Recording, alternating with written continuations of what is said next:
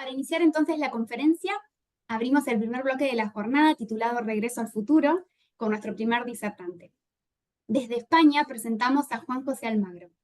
Es doctor en Ciencias del Trabajo, licenciado en Derecho y abogado, también cursó estudios de Economía. Es doctor honoris causa por la Universidad Católica de Córdoba de Argentina y la Universidad Pontífica de Salamanca, España. Es patrono de la Fundación Rafael Nadal y de la Fundación Becal. Profesor invitado en diferentes universidades y escuelas de negocio, es miembro del Consejo Asesor del Foro Ecuménico y Social, profesor honorario de la Universidad Escuela Argentina de Negocios y profesor visitante de la Universidad Nacional de La Plata en Argentina. Presidente de Civicom y profesor doctor de la Cátedra de Ética y Economía de la Universidad Comillas y CADE, presidente del Consejo Asesor de Empresability y director del Centro de Estudios del Renacimiento CEU. Bienvenido, Juan José. Es un gusto y un honor para nosotros que puedas estar hoy con nosotros. Te damos la palabra. Muchas gracias, buenas tardes. El honor es mío, lo creáis o no. Es decir, al final el mérito siempre está en el auditorio, porque los demás tenemos la oportunidad de prepararnos para trabajar. Y los que tenéis que aguantar lo que cada uno de los ponentes digamos, sois los que tenéis el mérito. Yo dudé entre que el título de esta charla, una charla que se inicia en Córdoba, donde como todo el mundo que me oye sabe, hay una forma especial de hablar, lo que se llama la tonada cordobesa, que tendríamos que ser capaces de impulsar desde confiarse para que se convierta en patrimonio inmaterial de la humanidad. No hay un lenguaje más hermoso en castellano que la tonada cordobesa. Ahí lo dejo. Decía que yo estuve pensando si hablar del regreso al futuro o de Begin the Begin, recordando la famosa canción de Cole Porter, pero regresando al futuro o regreso al futuro a mí me parece sintomático, fundamentalmente por una razón, ¿no? Porque si nos vamos al pasado más pasado, nos encontramos con el Génesis, que seguramente es uno de los textos narrativos más antiguos del mundo y además, a mi juicio, es el relato más extraordinario jamás contado, donde se construyen historias fantásticas que yo recomiendo que se relean y además de fantásticas extravagantes, que no solo han llegado a ser universalmente aceptadas por todo el mundo, sino que a pesar de poseer claramente la principal característica de los mitos y de las leyendas, que es la de ser inverosímiles, han sido tomadas como verdades incuestionables por miles de millones de personas, incluidas algunas de las mentes más brillantes y lúcidas que han existido nunca. A mí el Génesis me trae al mundo moderno, donde cada uno trata de construir su relato y además de creérselo o de no creérselo, trata de imponerlo. Y yo pienso en lo inverosímil. Desde las que estáis viendo, por ejemplo, ahora mismo ahí, si suben algunos de los banners, de las diapos, lo que dijo en algún momento Heródoto. Heródoto fue un historiador griego, como todos conocéis, del año 500 aproximadamente antes de Cristo, y él nos dejó escrito, además de una maravillosa historia, los sufrimientos enseña. El problema es, y os lo pregunto a vosotros, si hemos sido capaces de aprender a través del sufrimiento. Después de todo lo que el mundo lleva vivido, después de lo que hemos vivido en los últimos 20 años, con guerras, con crisis económicas mundiales, con COVID, con pandemia, con vuelta a la guerra, etcétera, etcétera. Yo creo que probablemente hemos aprendido poco. Por eso es tan importante en este momento, esta tarde, que seamos capaces de reunirnos para por lo menos reflexionar, ¿no? Creo que en estos tiempos se enseña poco a ser crítico.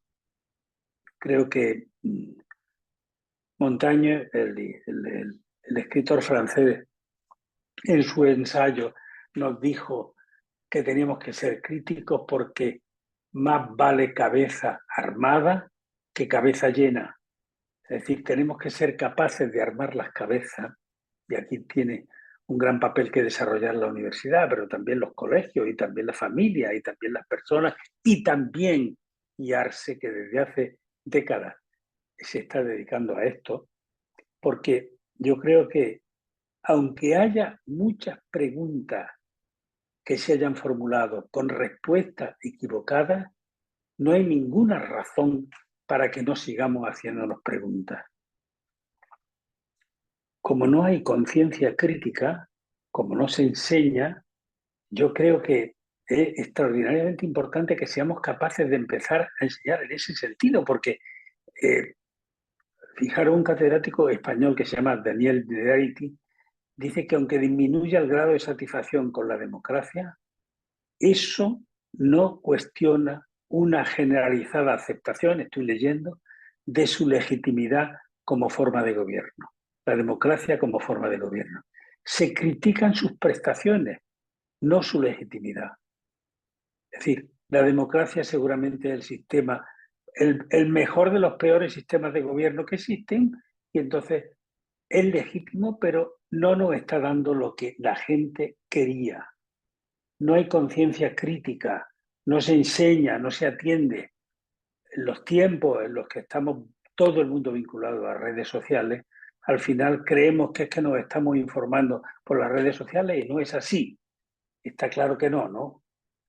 Yo creo que se atiende a periódicos y a la televisión creyendo que es la opinión pública y solo es la opinión de esos medios que está dirigida por quienes tienen el poder.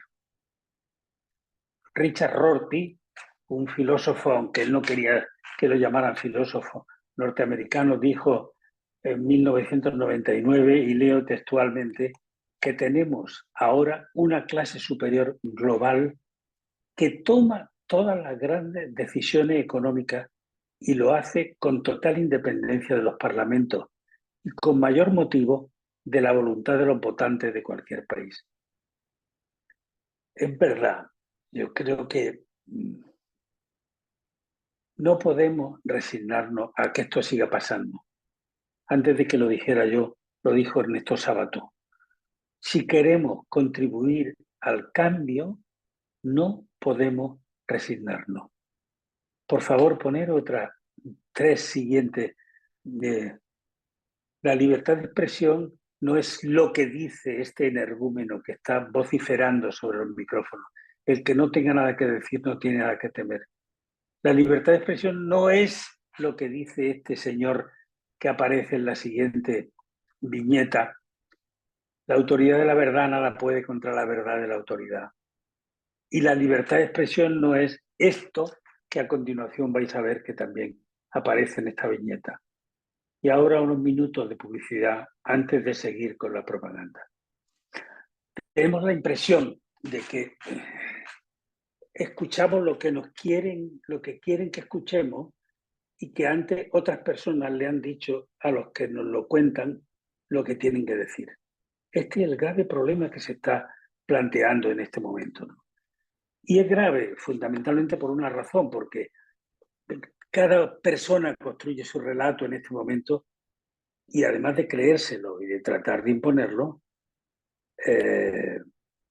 yo creo que nos provoca un estado de ansiedad permanente, además de una incertidumbre notoria. La única certeza que tenemos los humanos en este momento es la propia certeza de la incertidumbre, ¿no? Y esa incertidumbre es la que nos hace, de una u otra forma, que no sabemos lo que va a pasar, ni cómo, ni cuándo, ni dónde, ni cómo nos va a afectar, ni si saldremos de esta desigualdad que nos corroe y que corrompe la democracia y la sociedad.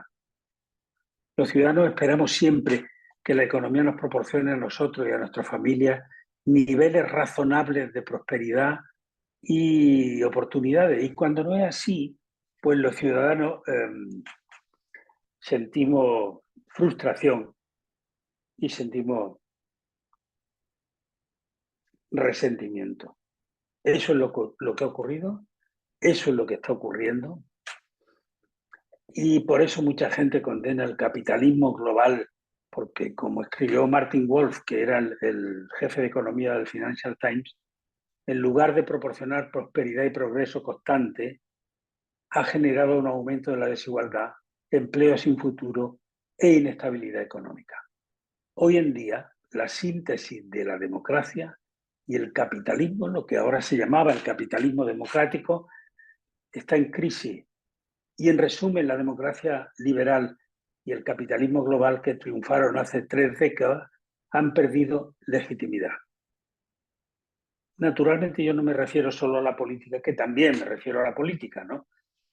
Porque decía Arthur Miller, el escritor norteamericano, que una época termina cuando sus ilusiones básicas se han agotado. Y eso me temo que ya ha sucedido y que está ocurriendo cada día, a cada instante. Pasamos la viñeta, si sois tan amables, porque fijaos este final de esta primera parte, la información es cara porque requiere mucha manipulación. Una viñeta del roto para reflexionar. Y la manipulación y la información ocurre en todas partes y como veremos al final de la intervención ha aparecido un elemento como el de la inteligencia artificial que seguramente nos va a dar que pensar en el inmediato futuro cuando hablamos de responsabilidad social y de sostenibilidad. Bien, estamos pues en un hermoso, grande, tremendo interrogante que ahora va a aparecer en la pantalla y que nos va a presidir durante algún tiempo. Porque yo creo que parece de fuera de cualquier discusión que lo que hoy entendemos por empresa es una institución que según la época ha ido cambiando, se ha configurado y se ha afirmado conforme a intereses de cada momento histórico y ha transitado por regímenes totalitarios de fuerte intervencionismo estatal, por planteamientos neocapitalistas y en algunos momentos por diferentes etapas de nacionalización y de privatización. Y hoy la empresa es una organización social de singular importancia para la producción de bienes y servicios que tiene una específica finalidad y que tiene una ordenación legal dentro de cada una de las naciones. Y también hoy, en pleno siglo XXI, la empresa tiene un marcado carácter social y una creciente presencia en la que seguramente ni debe ni va a poder desprenderse. Recordar, desde la caída del muro de Berlín y la desaparición del telón de acero, la combinación del libre mercado y de la democracia liberal ha conseguido afianzar el prestigio de la empresa en su momento, reservándole un papel protagonista en la cultura y en la política económica de nuestro tiempo. Naturalmente eso no significa que la empresa tenga que hacer el papel que le corresponde al Estado, ni el Estado tiene que hacer lo que le corresponde hacer a la empresa, ¿no? Los objetivos de Estado, o de empresa o de organizaciones son bien diferentes o deberían serlo, pero esta es seguramente una opinión, la mía, que no tiene final. Estamos reflexionando sobre lo que es la empresa y cuáles son sus objetivos, cómo se entiende su presencia en la sociedad y, en consecuencia, cómo deben interrelacionarse las legítimas aspiraciones de todos los stakeholders. Nuestra amiga Adela Cortina dice los afectados. Y esos intereses de los afectados stakeholders con los legítimos objetivos e intereses de la propia empresa, sea cual fuere su tamaño y su actividad. La respuesta a estas preguntas nos conduce irremediablemente a la política de responsabilidad social de cada institución, a su propia definición y a su integración en la estrategia corporativa, en definitiva, a diseñar un plan de responsabilidad social ad hoc para cada empresa según sus peculiares circunstancias y sus singulares características. Un plan que para ser creíble tiene que hacerse desde dentro y debe redactarse y ejecutarse con las ayudas que sean precisas, pero sin la participación interesada de mercenarios a sueldo. Porque cuando los seres humanos buscamos la verdad, queridos amigos, aprendemos que solo desde la educación y solo desde el conocimiento los hombres y las mujeres nos hacemos más sabios, más libres, más demócratas, mejores personas, estupendos profesionales. Y yo no hablo solo de instrucción, hablo de educación con mayúsculas, de auténticos valores humanos y de convivencia social y empresarial. Y educar, ya se sabe, lo ha dicho un paisano de nuestros amigos cordobeses que hoy nos dan cobijo, como por ejemplo Marcos Aguinis, decir que educar no solo se refiere a los conocimientos, educar incluye valores, urbanidad, solidaridad, aprender a pensar, a sentir, darle valor a la palabra, entender la decencia, apreciar los derechos individuales, respetar las diferencias con entusiasmo. Hay que huir del facilismo, dice Marcos Aguinis, y recuperar también para la educación la cultura del esfuerzo, del trabajo y de la decencia.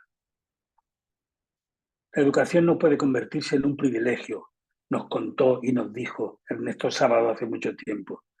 Tampoco, y menos aún en las empresas, que si quieren progresar y buscar la excelencia, necesariamente deben instalar en su seno procesos de aprendizaje colectivo. Lo venimos diciendo hace mucho tiempo. Y yo quiero reivindicar hoy, como reivindico siempre, el poder transformador de la educación y singularmente de la universidad. Y también, por ejemplo, el papel que juegan instituciones como IARSE en este camino, sin olvidar que, como recoge un proverbio africano, es toda la tribu la que debe enseñar, la que debe educar. Pero la universidad tiene que echarse a la cárcel, mezclarse con el pueblo y vivir con él, como un pensador español, Miguel de Unamuno, decía hace casi un siglo, atisbando ese especie de divorcio que entre universidad, empresa y sociedad cada día nos estamos quejando y nos arrepentimos con un engañoso propósito de enmienda. Yo creo que ha llegado la hora del cambio. Permanentemente estamos en el cambio, porque además de capacitar, de educar y de fomentar el estudio y la investigación, la universidad debe ser la conciencia cívica, la conciencia ética y la conciencia social del conjunto de la ciudadanía. Estamos viviendo en la sociedad de la información, pero todavía no estamos viviendo en la sociedad del conocimiento. Y para conseguirlo es preciso que la universidad lidere un proceso de transformación de este ámbito que suponga variar conductas, valores, comportamientos, sobre todo comportamientos inertes que no nos llevan a ninguna parte, nos arrastran al agotamiento y nos atan al pasado. Y educar es el camino, porque no lo olvidemos, liderar es también educar. La universidad líder, las instituciones líderes como el IARSE deben ser capaces de vivir y de resistir también un cambio que le acerque a la siempre incierta realidad y nos ayude como seres humanos a buscar la verdad y a reforzar los fundamentos morales, fácticos de una sociedad que se ha hecho débil. Afortunadamente, hoy, en pleno siglo XXI, muchos educadores apuestan, no sin educación y no sin esfuerzo y con escasos recursos, por formar personas con criterio, rígidas a la hora de enjuiciar las cosas desde la crítica. Es decir, gente con principios. Ese es el desafío, formar a los jóvenes para que sean capaces de traducir su sabor en un constante ejercicio crítico, porque, como ha dicho el malogrado profesor Ordine, profesor italiano, en el aula de un instituto o de un centro universitario, cito, un estudiante todavía puede aprender que con el dinero se compra todo, incluyendo prensa, parlamentarios y juicios, poder y éxito, pero no el conocimiento, porque el saber es el fruto de una fatigosa conquista y de un esfuerzo individual que nadie puede realizar en nuestro lugar. Los valores, sobre todo, se contagian, sobre todo el ejemplo, que tiene un enorme valor pedagógico. Y no deberíamos olvidar nunca que la buena escuela no la hacen las tablets, sino los buenos profesores. y en ello, en los profesores y en su formación, deberíamos ser muy generosos porque los países ricos lo son gracias a que supieron invertir en educación. Me gusta decirlo. Otras naciones, con dirigentes más miopes y torpes, estamos equivocadamente esperando a ser ricos para destinar recursos a la educación. Nos debemos respeto a nosotros mismos, queridos amigos, y todos, especialmente los dirigentes, a la dignidad, a la razón y a la verdad, porque ninguna de ellas son ideologías, sino condiciones necesarias de una sociedad que quiere ser decente, que debería ser decente sin mentir y sin manipular. Y ahora cuando nos dicen que la tecnología y la inteligencia artificial, racional o irracional, está en trance de arruinarnos y asfixiar nuestra libertad personal y nuestros derechos, conviene recordar la famosa common decency, la decencia común, aquello que nos enseñó Orwell, la infraestructura moral básica que necesita cualquier sociedad que quiera ser organizada, justa y equitativa, y proclame el derecho y la necesidad de ser responsable si queremos permanecer libres. Y eso también es ser ético. Siempre se dice que un organismo es más vulnerable a medida que se hace más complejo, y aunque esta es una regla de la biología, yo creo que es perfectamente aplicable en el mundo contemporáneo a la empresa, cuya fragilidad va pareja y a la misma velocidad que su desarrollo. Cuando aparece el concepto de capital impaciente, estamos en el primer peldaño de la crisis. Ahora se necesitan, desde hace decenas de años, valores permanentemente al alza. Richard Sennett decía que esa circunstancia redituaba más y más abundantemente que el mantener los valores accionarios durante un tiempo prolongado. Nos pude hace algún tiempo y nos puede ahora el cortoplacismo y el beneficio inmediato y sin límite, y nos olvidamos de todos los demás. El dinero importa cada día más, como si fuera el principio y el fin de todas las cosas, y no fuese un mero instrumento que nos sirve para comprar bienes o servicios. Si quieren ser competitivas y seguir en el mercado, la política y la empresa y sus dirigentes, los dirigentes políticos y los dirigentes empresariales, deberían estar atentos a los cambios sociales y a las preocupaciones de la ciudadanía. La empresa del siglo XXI debería entenderse y desarrollarse como una institución que, además de ganar dinero, crear empleo y ser competitiva y eficiente, que son sus obligaciones principales, debe cumplir un servicio público con el adobo de una función y un compromiso social ineludible y creciente, con y sin crisis, con y sin pandemia, con y sin guerra. Y ahora más que nunca, también los directivos deben merecer su salario y no deben olvidar que la inmensa mayoría de los directivos sobrevive con mucho. Los directivos no, la gran mayoría de las personas sobrevive con mucho menos de lo que ganan los directivos, realizando en ocasiones tareas tediosas y nada fáciles. Por eso se impone una conducta ejemplar, lo dije antes, de los dirigentes, sean políticos o empresariales. Los que mandan no reciben, al ser nombrados para un cargo, un plus de ciencia infusa. Deben esforzarse cada día en gestionar el error, que no otra cosa es dirigir, y en aprender también cada día, porque el hábito no hace al monje. Ser jefe no es una cuestión solo de mérito, sino sobre todo de formación y de capacidad. Y de aportar sosiego a las organizaciones, diciendo la verdad y despejando incertidumbre. No deberíamos olvidar nunca aquella sentencia de San Agustín: conócete, acéptate, supérate. Cumplido lo anterior, con diálogo y preguntando y escuchando, que es como Machado entendía el diálogo. Para dialogar, preguntad primero, después escuchad. Pues con diálogo, transparencia y verdad, las soluciones yo creo que están más cerca. Lo grave es que hoy los dirigentes políticos, o los que no son políticos, buscando el liderazgo mundial, siguen persiguiendo una estúpida e inútil hegemonía. Pensadlo bien, la hegemonía no es más que la búsqueda de la supremacía de cualquier tipo. Eso es la hegemonía, la supremacía de cualquier tipo, en un país, en un negocio, en una empresa, en un grupo, en lo que fuere. Y esos dirigentes olvidan que las amenazas globales campan a su ancha y lo que no se va a poner remedio. Crisis climática, la crisis informática, el terrorismo, la desigualdad, la corrupción, la droga, la guerra, las consecuencias de una desconocida todavía inteligencia artificial. Nos hacen falta, queridos amigos, inyecciones de compromiso ético y de solidaridad.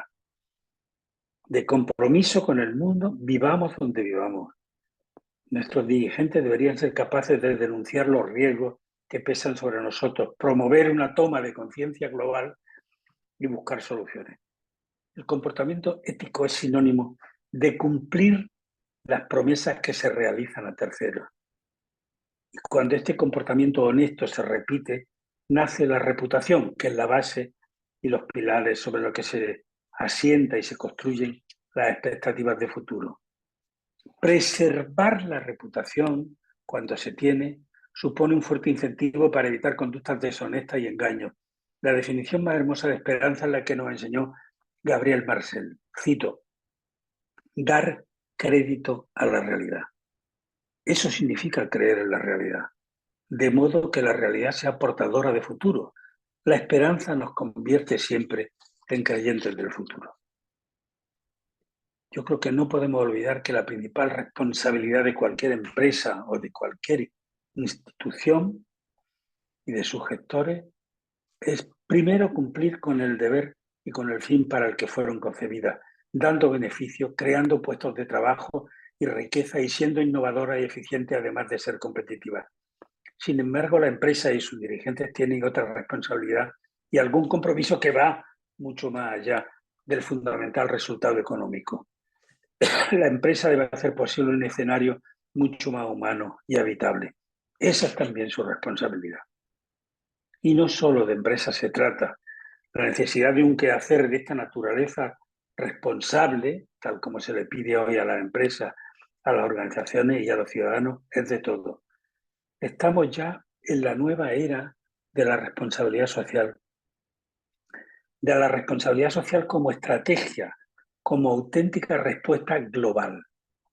El compromiso no es tarea exclusiva de las grandes corporaciones, también lo es de personas e instituciones, y la solidaridad, un deber y una obligación de todo y cada uno de nosotros, como nos recuerda el artículo 29 de la Declaración Universal de los Derechos Humanos. No caben excusas. Desde hace 9 años, los 17 Objetivos del Desarrollo Sostenible, aprobados por Naciones Unidas, son nuestro horizonte universal ético y solidario hasta 2030. Y hay que pelear desde todos los frentes de consumo, es decir, hombro con hombro, a favor de la infancia y por sus derechos, contra el hambre, contra el cambio climático, contra la corrupción y la desigualdad, que es el talón de Aquiles de la economía y de la sociedad toda. Los valores y a su través la satisfacción de las necesidades humanas, que no otra cosa es el bien común, son la infraestructura moral básica e indispensable de toda sociedad justa y de cualquier empresa o institución que quiera obtener el preciado título de organización ciudadana. Aquella que, además de cumplir con su deber y con la ley, promueve y desarrolla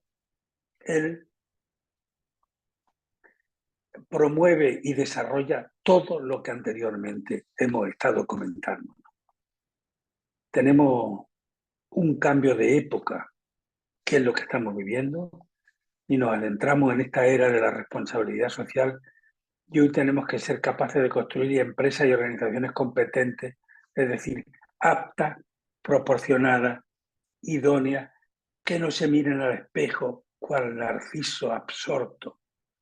Organizaciones ciudadanas basadas en la persona y en los valores, y debemos de luchar, por el hombre mismo, por todo y cada uno de los seres humanos. Esa es nuestra obligación, nuestro común desafío y nuestro compromiso. Fijaos que la responsabilidad social es fundamentalmente compromiso. A mí me gusta preguntar antes de cualquier clase en la universidad a los alumnos de cualquier máster o de cualquier grado que me digan en una sola palabra qué es la responsabilidad social. Y algunos aciertan que es compromiso, pero es un compromiso solidario donde se conjugan sin estorbarse variables duras y blandas del llamado management con la inexcusable función social de la empresa que estamos olvidando cada día. Una forma de gestionar la actividad de las organizaciones para mejorar los impactos que generan en sus grupos de interés, dueños, empleados, clientes, proveedores, sociedad y medio ambiente.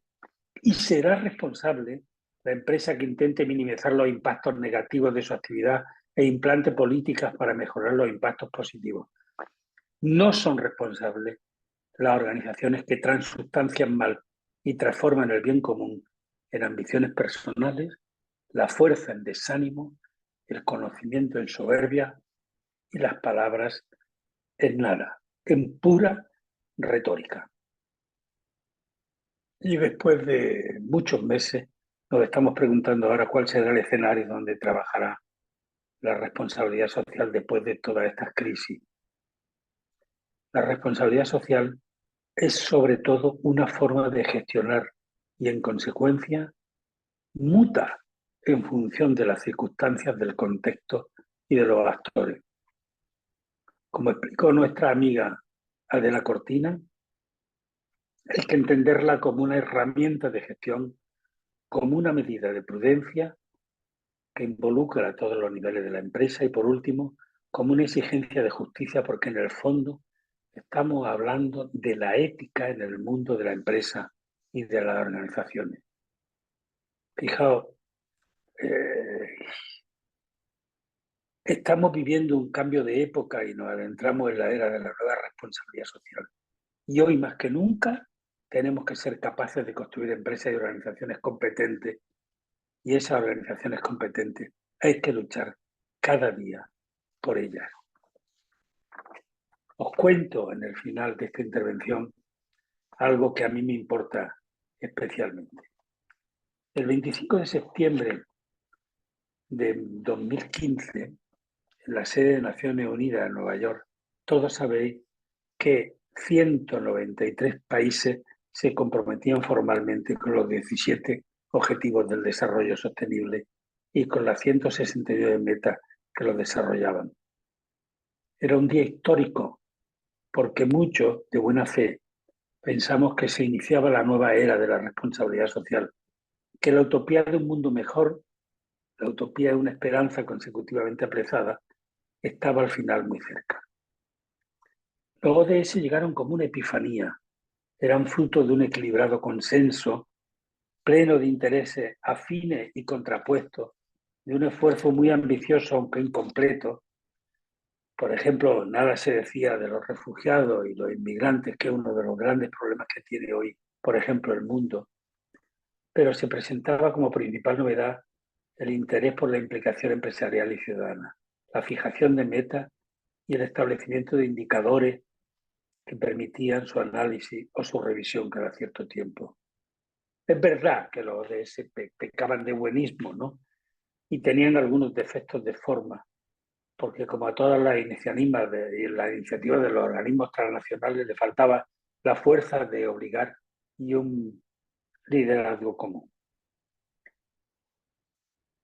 Desafortunadamente, pasado un cierto tiempo, hacía falta clarificar qué es lo que perseguían los ODS e impulsarlo.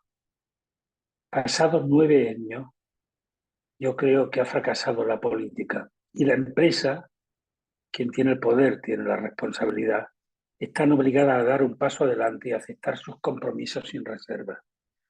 Y las universidades deben hacer valer su papel transformador si de verdad asumimos que liderar es educar. Muchos tenemos la impresión de que desde hace tiempo los ODS se han convertido en commodities, es decir, en productos para los que existe una creciente demanda en el mercado y que en consecuencia se acaban comercializando sin diferenciación cualitativa. Han aparecido demasiados mercenarios de los ODS y la constante exhibición de ese pin multicolor es solo un trampantojo, una ilusión óptica con la que se engaña a la gente para que vea algo distinto a lo que en realidad ve. Es decir, nada. Hemos perdido 9 años y todos sabemos que la Agenda 2030 la Agenda 2030 no se va a desarrollar íntegramente como han reconocido todos los organismos internacionales. Y entonces aparece la inteligencia artificial.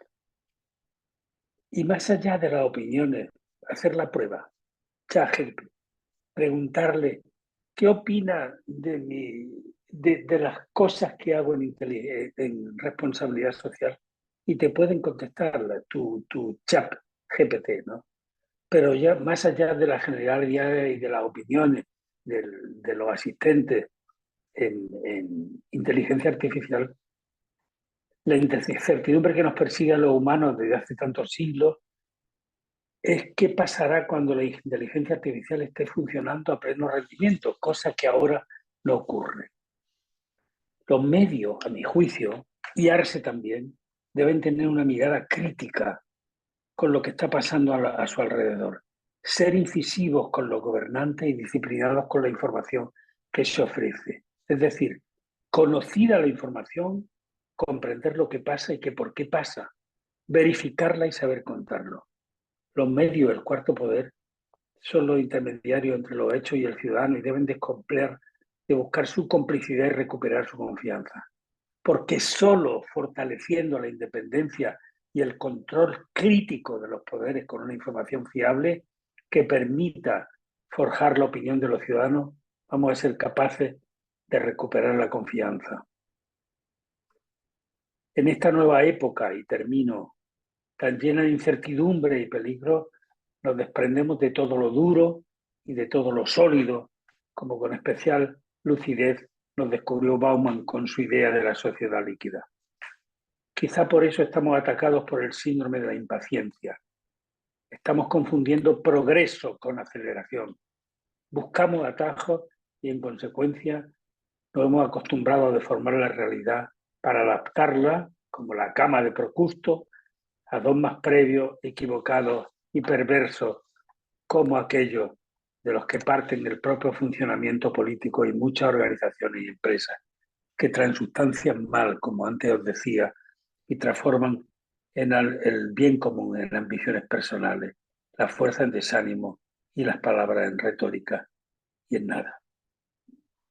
La inteligencia artificial puede ayudar a conseguir todo eso y aún más, pero se olvida de que son las instituciones las que deben adaptarse a la realidad y a los ciudadanos y no al revés, porque sin hombres y sin mujeres no hay instituciones.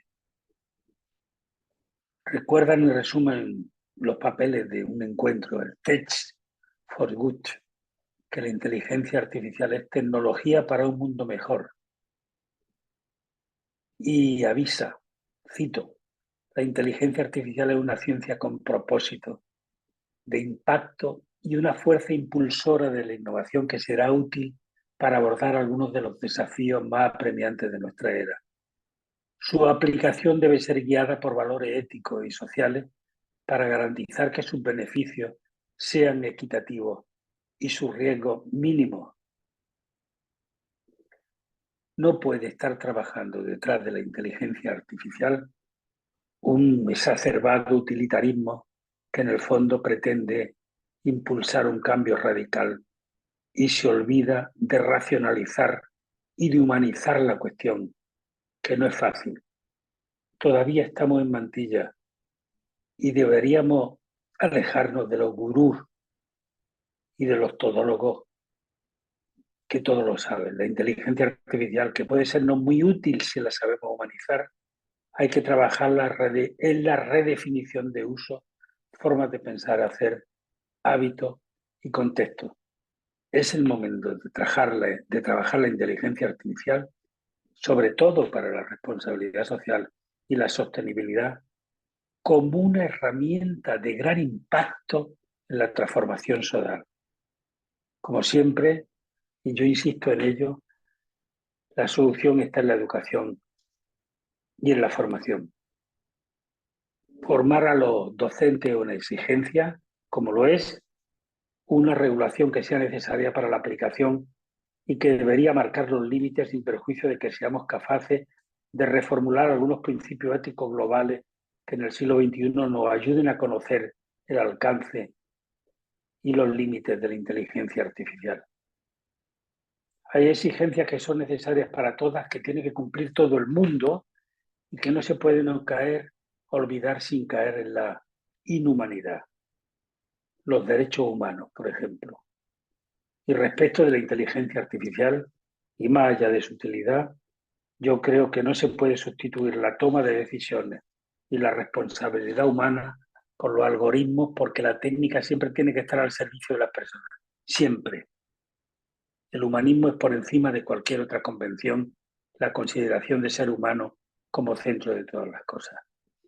Al final Juanjo, uno recuerda una viñeta que ruego que se ponga del mundo de Mafalda, en donde le preguntan a Mafalda, o se pregunta Mafalda a sí misma, ¿te preocupas por el avance de la inteligencia artificial?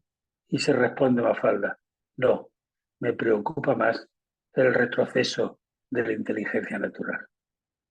Y en esa estamos. Muchas gracias por haberme escuchado. gracias Juanjo, una vez más por toda la generosidad y las valiosas reflexiones que compartiste. Te agradecemos un montón por tu tiempo.